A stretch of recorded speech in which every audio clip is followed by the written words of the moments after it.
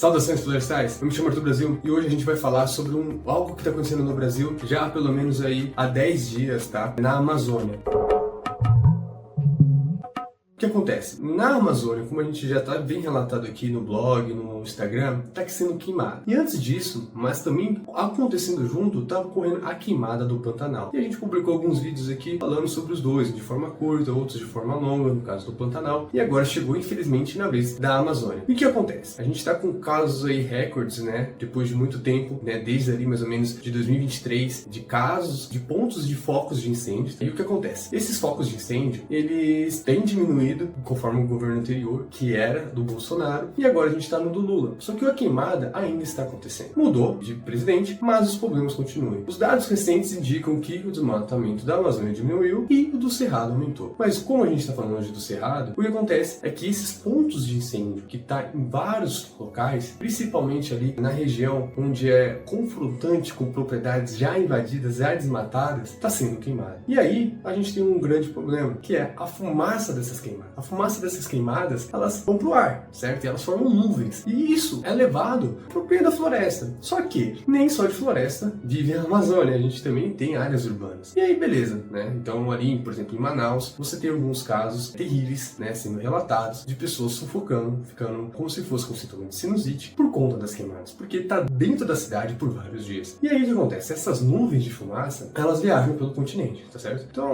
assim, além do Brasil tá queimando floresta, a Bolívia também tá, o Peru também tá. Então essa fumaça do Brasil se junta com a da Bolívia e do Peru, volta pro continente, porque, né, meio que bate ali no Andes, os ventos sopram pro continente, como se fosse os rios voadores, tá? Só que nesse caso são de fumaça, de queimada, e volta pro continente. Isso que volta pro continente, aí vem se espalhando por diversos estados e municípios. Então assim, hoje a gente tem mais de 10 estados já com fumaça em seus municípios. E as pessoas estão conseguindo observar isso e infelizmente estão sofrendo com isso, porque o ar está mais seco, está mais denso, as pessoas começam a ficar com problemas respiratórios porque o ar está insalubre ou até pior que isso, e aí a gente tem uma condição que é precária, condição de saúde. Então assim, o que tem que ser feito para não ocorrer esse problema de fumaça? A gente tem que voltar lá atrás, tem que voltar no combate ao fogo, né, ao combate dos incêndios. E aí precisa de um plano, o governo já elaborou um plano, vai por mais de 700 milhões de reais para colocar ali nos municípios, em defesa dos municípios que têm mais chances de sofrerem com isso, e de qualquer forma está ocorrendo. O IBAMA, né, ali o governo federal, tem mais de 1.400 brigadistas, fora os municípios e estados que também mandam seus bombeiros para poder conter o fogo,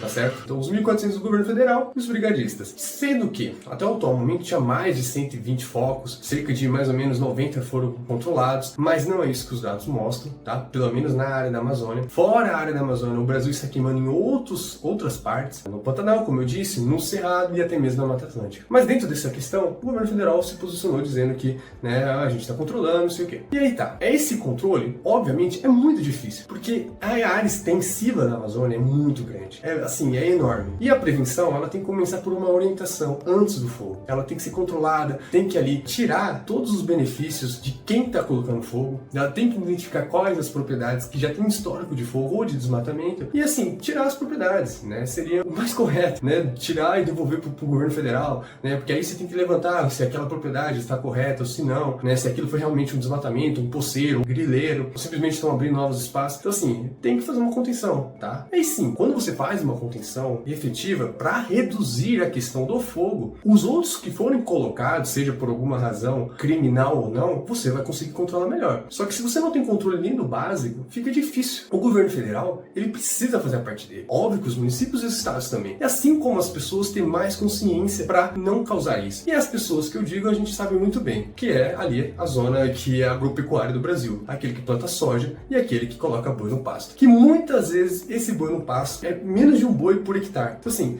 as pessoas na verdade estão desmatando só por desmatar, para aumentar a área de cultivo ou não. E assim, é avassalador, porque quem vai sofrer com isso é aqueles próprios que estão ali. É o cara que não vai ter mais chuva regular, não vai ter o cara que vai precisar ali do pasto crescendo por boi, né, se alimentar. Se bem que a soja que se planta na Amazônia, hoje, ela é praticamente só para pecuária. Então, o boi praticamente, ele vive naquele espaço gigantesco, onde você coloca milhares de cabeças, mas aonde ele vai comer é no coxo, né? É a soja que o outro está produzindo. Então a gente tem um grande problema aí, que é essa expansão avassaladora da Amazônia.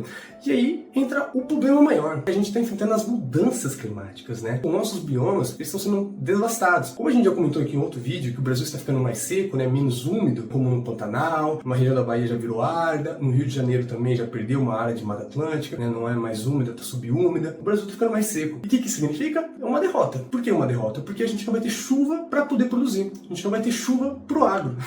É simplesmente assim, quem está desmatando não está pensando daqui 10 anos, por exemplo. Hoje a gente já está sentindo efeito hoje, né? Imagina daqui 10 anos. Então assim, a gente precisa, de fato, ter uma política ambiental que seja respeitada, que seja imposta e colocada para valer. Porque senão a gente não vai ter condições nenhuma de sobreviver nesse país. Hoje a gente está sofrendo com a questão do ar, respiração. Nossos pulmões estão cheios de fumaça, né? Então até componentes químicos que vêm devido à fumaça que é dessas queimadas. Então a gente pode ter problemas sérios aí, tá? Vasculares, de pressão, devido a essa fumaça. Problemas pulmonares. E, consequente a isso, nos próximos anos, porque nos últimos, o Brasil já vem batendo recorde de calor, não só no Brasil como no mundo, obviamente. Então a gente vai ter condições piores. Sem chuva, sem comida, respiração ruim. Um pouco não vai parar hoje, infelizmente, mas a gente precisa controlar para isso baixar. No próximo ano, quando chegar no dia do fogo, não seja como hoje. Então imagina, mais de 10 estados com fumaça de desmatamento, cara, de queimada. Isso é loucura, não tem condições disso. Não dá para sobreviver num país desse. Óbvio, a questão do aquecimento global não é culpa só do Brasil. A gente tem países que emitem gases poluentes, né, como o metano e o gás carbônico, que interferem no calor do planeta. Então, esse problema não é exclusivo do Brasil. Mas a gente, como floresta, né, que a gente tem, assim, que segura o carbono do ar, a gente está